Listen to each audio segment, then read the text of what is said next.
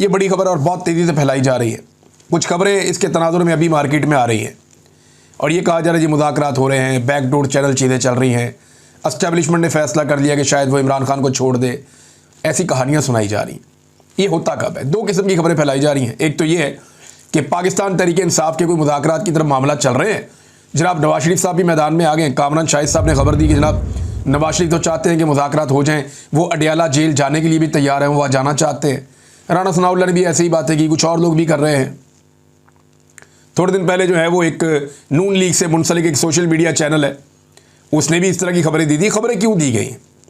देखिए, मियाँ नवाज शरीफ साहब ने अगर अडियाला जेल जाना है तो वहाँ जाके उन्होंने बेइज्जती करवानी है ना भाई। एक आदमी को आपने जाली मुकदमात में जेल में डाला हुआ है और अब जाली हुकूमत बनाकर मुसल्लत हो गए हैं, और अब जाके उस आदमी से आप क्या बात करेंगे?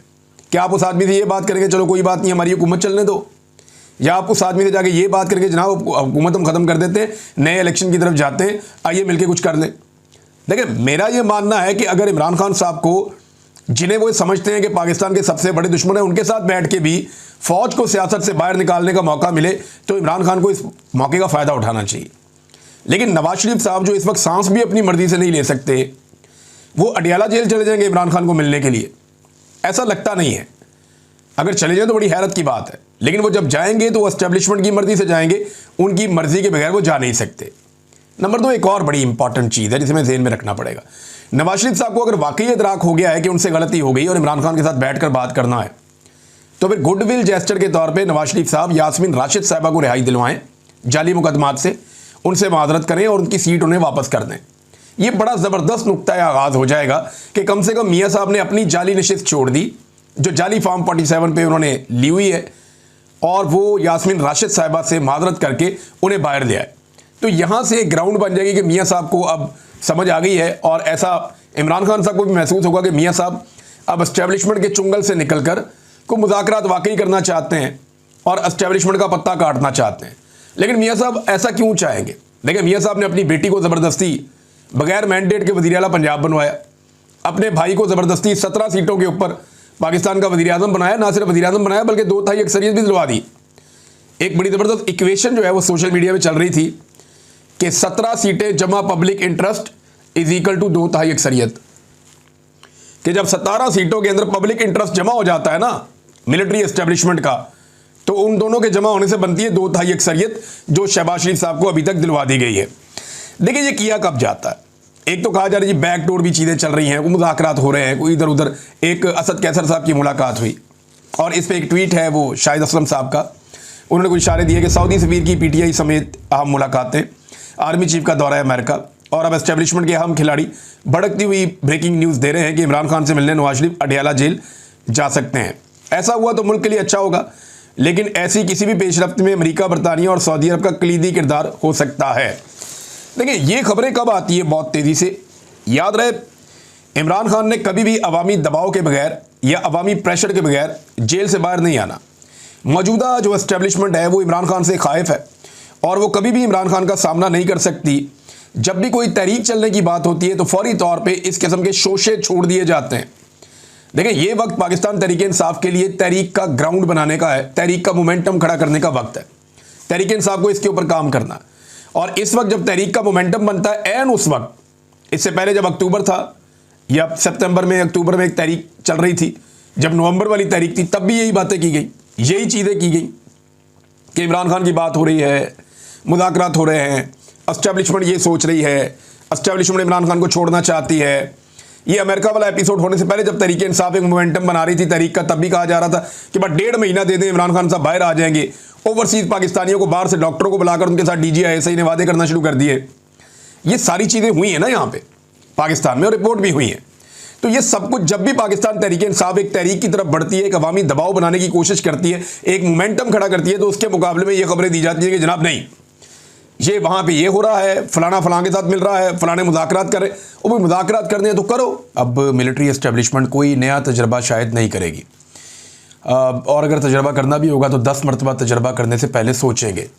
जो खातून ऑफिसर के चंद जुमलों ने बयानिया वाड़ के रख दिया है और पाकिस्तानियों के सीनों में जो दबी हुई चिंगारियाँ हैं उनको भड़काया है, उसके बाद कोई और तजर्बा करना बनता भी नहीं है। यानी जो अपना काम खुद से नहीं कर रहा, यानी अपना काम जो है उसके अलावा बाकियों के कामों में मुदाखलत करे, तो वो दूसरों को क्या नसीहत कर सकता है? जो खुद आइन और कानून को बूटों तले रोन डाले और ख़ुद को मोहतरम और बाकी सबको कीड़े मकोड़े समझे, वो लोगों को कैसे नसीहत कर सकता है?